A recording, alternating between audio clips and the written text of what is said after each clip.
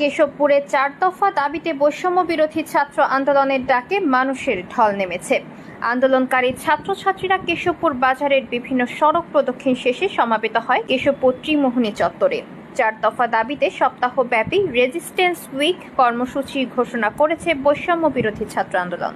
এর অংশ হিসেবে আজ বৃহস্পতিবার সকাল 11টায় কেশবপুরে বৈষম্য বিরোধী ছাত্র আন্দোলন কর্মসূচির আয়োজন করে। কেশবপুরে বৈষম্য বিরোধী ছাত্র আন্দোলনের সমন্বয়ক বলেছেন, ফ্যাসিবাদী কাঠামোকে ব্যবহার করে যেসব হত্যাকাণ্ড ঘটানো হয়েছে সেগুলো দ্রুত বিচার নিশ্চিত করার জন্য বিশেষ ট্রাইব্যুনাল গঠন করতে হবে। সংখ্যালঘুদের উপরে আওয়ামী লীগ ও 14 দল সহ যারা পরিকল্পিত ডাকাতি ও লুণ্ঠনের মাধ্যমে গণ অভ্যুত্থানকে বিতর্কিত করার প্রচেষ্টায় যারা অংশগ্রহণ করেছে তাদের খুব শীঘ্রই বিচারের আওতায় আনতে হবে। প্রশাসন ও বিচার বিভাগে যারা ছাত্র জনতার অভ্যুত্থানে হামলা মামলা ও হত্যাকাণ্ডকে বৈধতা দিয়েছে এবং ফ্যাসিবাদ বারংবার কায়েমের চেষ্টা করেছে তাদের দ্রুততম সময়ে অপসারণ ও বিচার নিশ্চিত করতে হবে। প্রশাসন ও বিচার বিভাগে যারা এতদিন বৈষম্যের শিকার হয়েছে তাদের জন্য সমান সুযোগ সুবিধার ব্যবস্থা নিশ্চিত করতে হবে। এটা হলো আমাদের 4টা দফা। এছাড়া আমাদের বিশেষ কিছু দফা আছে।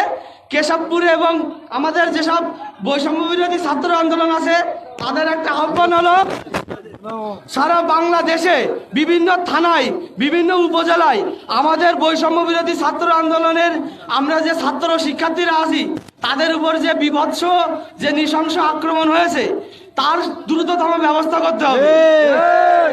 এই যে যারা জারজ সন্তান আছে, যাদের কোনো পিতামাতার ঠিক নেই, যাদের কোনো মানবিকতা নেই, যারা অমানুষ, যারা এই ন্যায়ের পথে বাধা হয়ে দাঁড়াচ্ছে, যারা আমাদের কেশবপুরের ভাইদের ছুরি মেরেছে, চাকু মেরেছে, এই জারজগুলো যেন ঠিকভাবে রাস্তায় চলাফেরা না করে তার জন্য সঠিক ব্যবস্থা নিতে হবে। আমি হয়তো ভদ্র ভাষায় বলতেছি, অভদ্র ভাষায় যে যার মনের মতো মনে মনে গালাগালি দিয়ে নাও। এছাড়া আমাদের আরেকটা দাবি হলো আমাদের উপর যারা হামলা করেছে তারা ইতিমধ্যেই আবার মাথা চাড়া দিয়ে উঠতেছে অন্যায়ভাবে।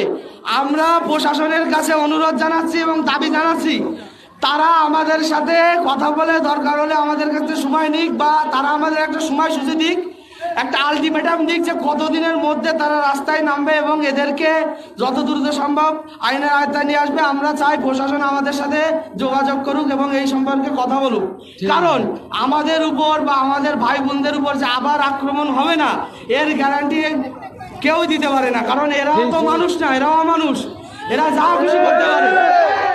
এরা যদি মানুষ হতো তাহলে একটা মানুষ হয় আর একটা মানুষের উপর কিভাবে বীভৎসভাবে আক্রমণ করে। আমরা যারা এই ন্যায়ের পথে আসি তোমাদের কাছে আমাদের আরো আহ্বান, আমরা যারা ন্যায়ের পথে আসি আমরা আগামীতেও ন্যায়ের পথে থাকবো। এর জন্য তোমাদের কাছে আমাদের আহ্বান কোনো ধরনের অন্যায়ের সাথে যুক্ত হবে না।